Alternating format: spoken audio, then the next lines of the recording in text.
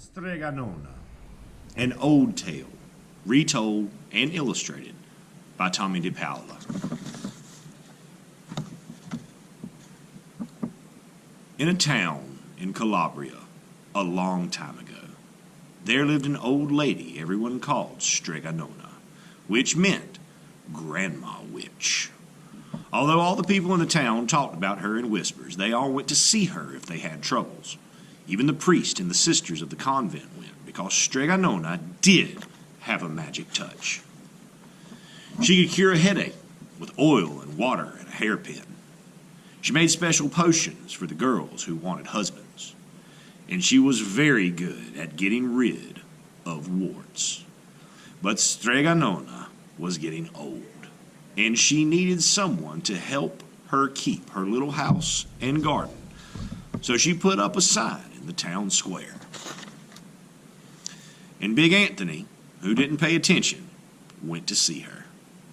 "Anthony," said Strega Nona, "you must sweep the house and wash the dishes. You must weed the garden and pick the vegetables. You must feed the goat and milk her, and if you must, fetch the water. For this, I will give you 3 coins and a place to sleep and food to eat." "Oh, grazie," said Big Anthony. "The one thing you must never do," said Strega Nona, "is touch the pasta pot. It is very valuable, and I don't let anyone touch it." "Oh, si, yes," said Big Anthony. And so the days went by. Big Anthony did his work, and Strega Nona met with the people who came to see her for headaches and husbands and warts. Big Anthony had a nice bed to sleep in next to the goat shed, and he had food to eat. One evening, when Big Anthony was milking the goat, he heard Strega Nona singing. Peeking in the window, he saw Strega Nona standing over the pasta pot. She sang, "Barrel, barrel, pasta pot, boil me up some pasta nice and hot. I'm hungry and it's time to sup. Boil enough pasta to fill me up." And the pasta pot bubbled and boiled and was suddenly filled with steaming hot pasta. Then Strega Nona sang, "Enough, enough, pasta pot. I have my pasta nice and hot. So simmer down my pot of clay until I'm hungry another day." "How wonderful," said Big Anthony. "That's a magic pot for sure." And Strega Nona called Big Anthony in for supper. But too bad for Big Anthony, because he didn't see Strega Nona blow 3 kisses to the magic pasta pot. And this is what happened. The next day, when Big Anthony went to the town square to fetch the water, he told everyone about the pasta pot. And naturally, everyone laughed at him, because it sounded so silly.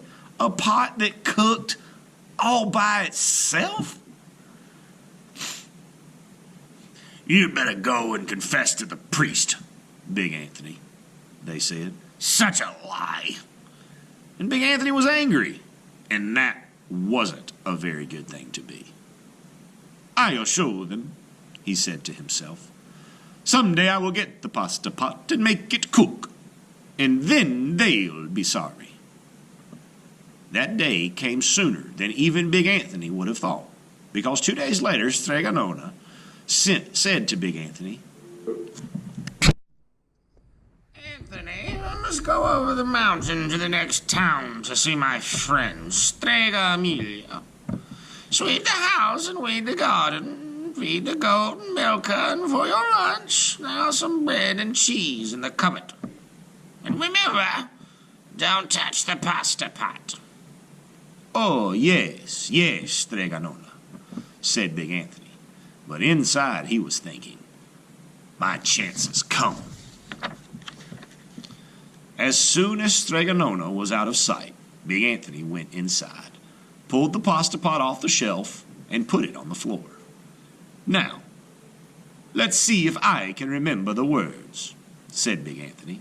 And Big Anthony sang, "Bubble, bubble, pasta pot, boil me some pasta nice and hot. I'm hungry and it's time to sup. Boil enough pasta to fill me up." And sure enough, the pot bubbled and boiled and began to fill up with pasta. Aha! Said Big Anthony, and he ran to the town square, jumped on the fountain, and shouted, "Everyone get forks and plates and platters and bowls. Pasta for all at Strega Nona's house." Big Anthony has made the magic pasta pot work. Of course, everyone laughed, but ran home to get forks and plates and platters and bowls. And sure enough, when they got to Strega Nona's, the pasta pot was so full it was beginning to overflow. Big Anthony was a hero. He scooped out pasta and filled the plates and platters and bowls. There was more than enough for all the townspeople, including the priest and the sisters from the convent. And some people came back for 2 and 3 helpings, but the pot was never empty. When all had had their fill, Big Anthony sang, "Enough, enough, my pasta pot, I have my pasta nice and hot. So simmer down, my pot of clay, until I'm hungry another day." But alas, he did not blow the 3 kisses. He went outside, and to the applause of the crowd, Big Anthony took a bow. He was so busy listening to compliments from everyone that he didn't notice the pasta pot was still bubbling and boiling, until the sister from the convent said, "Oh, Big Anthony, look!" And pasta was pouring out of the pot all over the floor of Strega Nona's house and was coming out the door. Big Anthony rushed in and shouted the magic words again, but the pot kept bubbling. He took the pot off the floor, but pasta kept on pouring from it. Big Anthony grabbed a cover and put it on the pot and sat on it. But the pasta raised the cover and Big Anthony as well and spilled on the floor of Strega Nona's house. "Stop!" yelled Big Anthony. But the pasta did not stop, and if someone hadn't grabbed poor Big Anthony, the pasta would have covered him up. The pasta had all but filled the little house. Out of the windows and through the doors came the pasta, and the pot kept right on bubbling. The townspeople began to worry. "Do something, Big Anthony," they shouted. Big Anthony sang the song again, but without the 3 kisses, it did no good. By this time, the pasta was on its way down the road, and all the people were running to keep ahead of it.